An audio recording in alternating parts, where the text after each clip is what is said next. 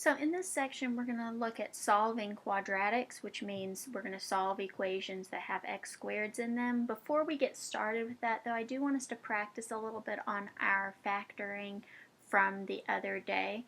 Now, I only put challenging factoring ones in here. I didn't put the easy kind because these are the types that you will probably need more work on than the others. You'll notice that all of these have a number in front of the x squared. So let's factor each of these. So I'm going to go ahead and set up my factoring. And I can't pull anything out. So 2x times x will give me 2x squared. And then I need to decide how to break apart the 12. So my choices are 1 and 12, 2 and 6, or 3 and 4. Now I think if I put the 4 with the 2, that'll give me 8. Plus 3, that's 11. I'm going to make them both negative to give me negative 11.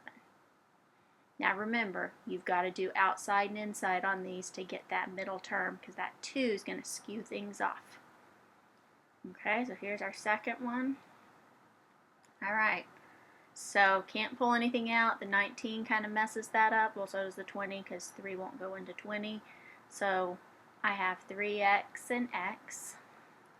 Alright, now I need something that multiplies to 20 and adds up to 19. Now I think I can get close if I use 4 and 5. 3 times 5 is 15, plus 4 more is 19. So I think that's good. I want a negative 19, so I'm going to make them both negative. Now remember, you got to check that outside and inside if there's a number right here.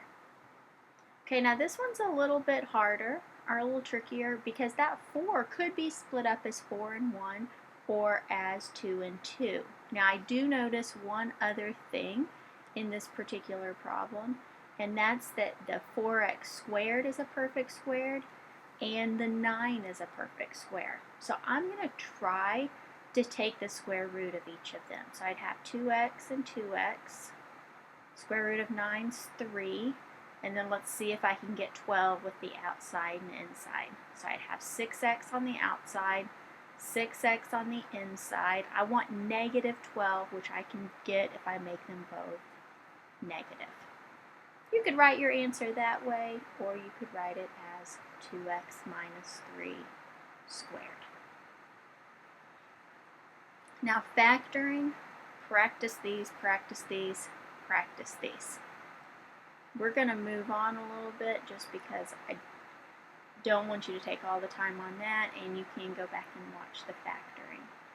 Okay, so we're going to be solving equations now, and we're going to look at 2 ways to solve here, starting with the square root. We're going to do a couple using square root, and then by factoring. Now, when you can use the square root method is when you do not have an x to the first power in the problem. So see how this just has an x squared and numbers, x squared and numbers? That's when you can think about doing the square root method. If there's an x to the first power, you can't do square root method. Okay, so what I'm going to do is just get my x squared by itself. So I'm going to divide by my 5. So 80 divided by 5 is 16. And then take the square root. It's the name square root method. So x equals 4. Remember your plus and minus because 4 squared is 16, but also negative 4 squared, negative 4 times negative 4 is also 16. You'll notice you have 2 answers on these.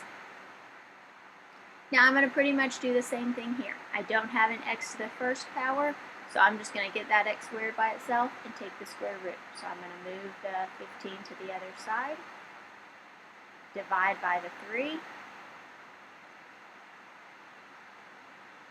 and take the square root.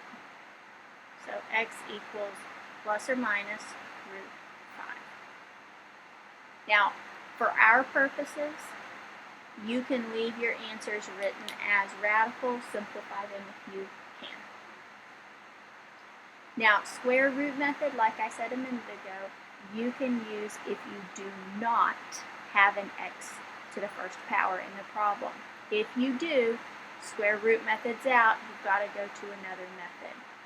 We're going to solve by factoring here. We factored a bunch, so keep on. So what I'm going to do is get my equation set equal to 0, this one already is, and then factor. So I have x and x, and let's see, I think for the 18 I'll use 9 and 2. Okay, and then I want a positive 7, so plus 9 minus 2. So there's a negative 2, positive 9 will give me 7x total. Okay, now once you've done this, you want to just set each of your 2 equal to 0 and solve. So x plus 9 equals 0, and x minus 2 equals 0. And then solve. So move the 9 to the other side. Move the 2 to the other side, and here are your 2 answers. Again, we'll have 2 answers on these. Okay, so let's look at a couple of others. Now remember I told you before you get started, get the equation set equal to 0, which means you need to subtract the 4, get it set equal to 0.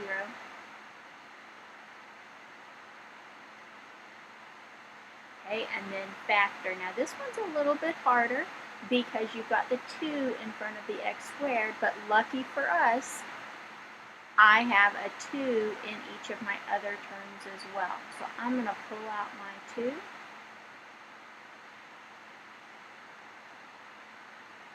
And you can do a couple of things with the 2. You can leave it where it is, or, and this is what I like to do, you can divide by it.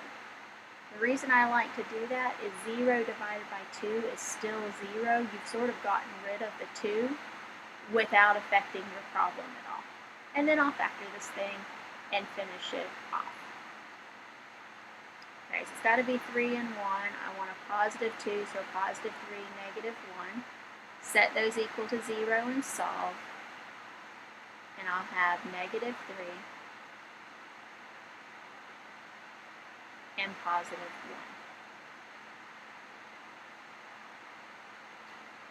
1. Okay, now in both of the last 2 problems we did, we factored by using the trinomial stuff. You don't necessarily have to factor by using that method, like on this one. See how you can just pull out a 7x. And then I'll set them equal to 0 and solve. So let me write both of these out. So divide by 7. So on these, you could use any type of factoring that works in that particular problem.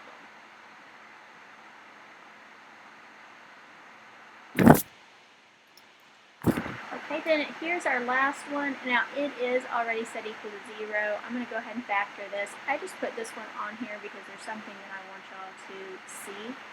Okay, so I have 5 and 5, and these both be negative. Now here's what I want you to notice. When I set these equal to 0 and solve,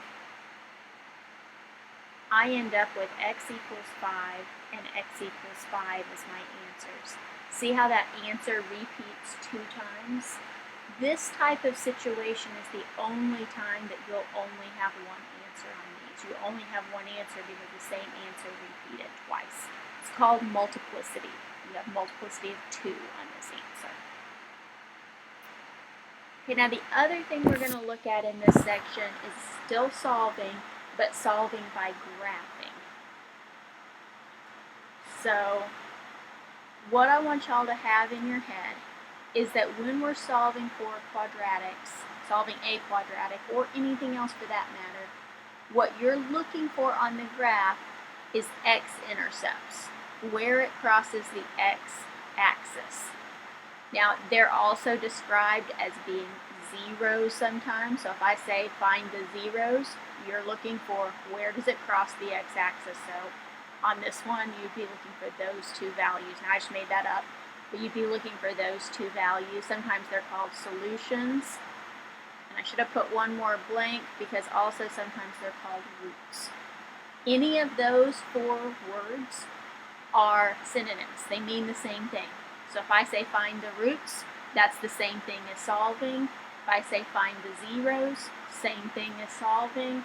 X-intercepts, same thing as solving. Now what I want us to go through and do is on this first one, well, on both of them, we'll graph on our calculators, mainly because I don't think I gave you the best questions to graph by hand. So I'm going to go ahead and pull up my graphing calculator, and I'm going to graph this equation. So I'm going to go to the y equals, I've got something in there, I'm going to clear it out. And I have x squared plus 2x minus 15. Now, when it's set equal to 0, that's what you want to have, like the 0 equals 0, you don't have to put in there, you'll just have the y equals on the other side. And I'll graph this thing.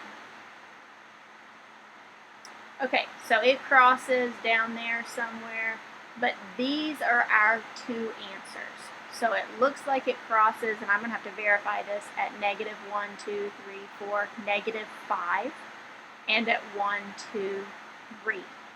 Now to verify it, you can go and look at your table. So second table, and I'm going to look at negative 5. Now see how the y value is 0? That's not too surprising. And the other one I think was 3. So let me scroll down here to 3. And again, it's 0. So those are my two answers, are negative 5 and 3. Now let's come back over here, and we'll not worry about domain and range actually on this one, just because we didn't graph the whole thing. If you had a whole graph to look at, you could do domain and range. Okay, and here's our last one. So I'm going to go through and I'm going to get this thing set equal to 0 before I graph it in my calculator. Alright, and then I'll graph the thing on the calculator. So go to y equals, clear out what I have, and put that in. So 3x squared plus 5x minus 4. And graph this thing. Okay, now here's what I want you to see on this one. It's messier. It's not as nice as the last one because it crosses at some decimal, fractional value there. Same thing here. So what I need to do is I need to figure out what that value is. I'm going to ask the calculator to do it for me. I'm going to go to second calc, and I want to find a 0. Now remember how we said the words x-intercept, zeros, roots, solutions all meant the same thing? The calculator has chosen to use the word 0 here. It means the same thing as x-intercept.